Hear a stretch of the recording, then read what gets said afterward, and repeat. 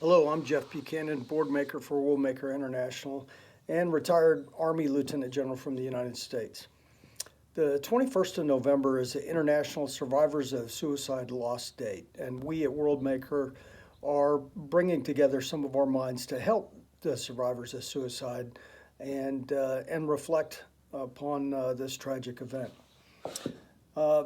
So I'd like to share some of what I've learned. I spent 37 years in the Army, and unfortunately, I lost soldiers to suicide both overseas and inside the United States.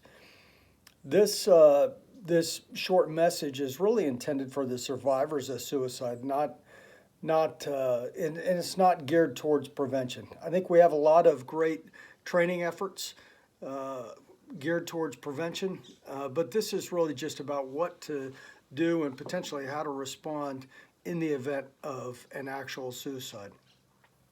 First of all, let me just say that survivors experience, in the event of a suicide, survivors experience many emotions.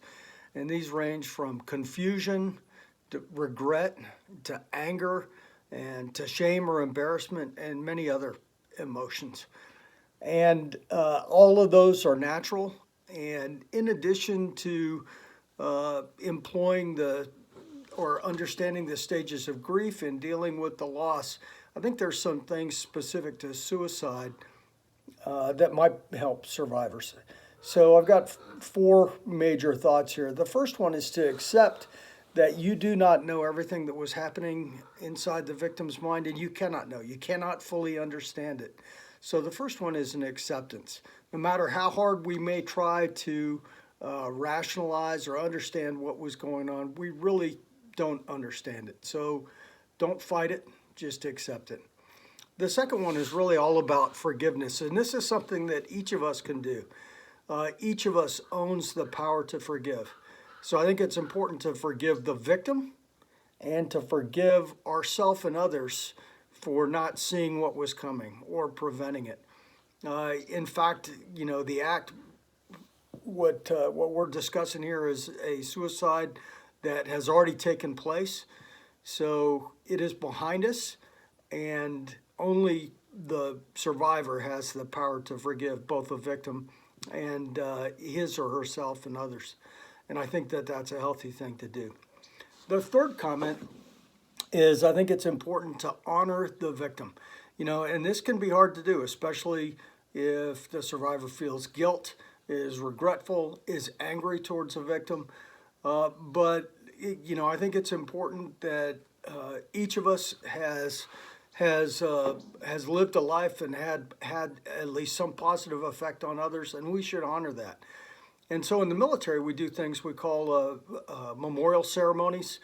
And after every soldier's killed, whether it's by enemy action or a natural cause, or in this case by suicide, we bring together the members of the unit and have this ceremony to really celebrate their life and remember them.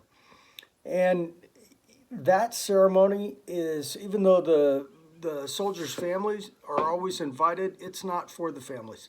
It's not a funeral. It's actually for the unit, to help the unit heal. And it's separate from a funeral ceremony. But I think the same idea should apply to any suicide. It's important to bring together family and friends and honor the victim's life. The last comment is really to learn from the experience and help others. And maybe there's some things that each of us will have learned about potential prevention or seeing what was coming or being more alert to risks that are out there that we can share with others. But just as importantly, how do you deal with it? How do you deal with it in the aftermath, and what have you learned from it? So that's it. Four real things: accept, forgive, honor, and learn. And it's been my honor to join you today, and I hope you learn from this. Thanks.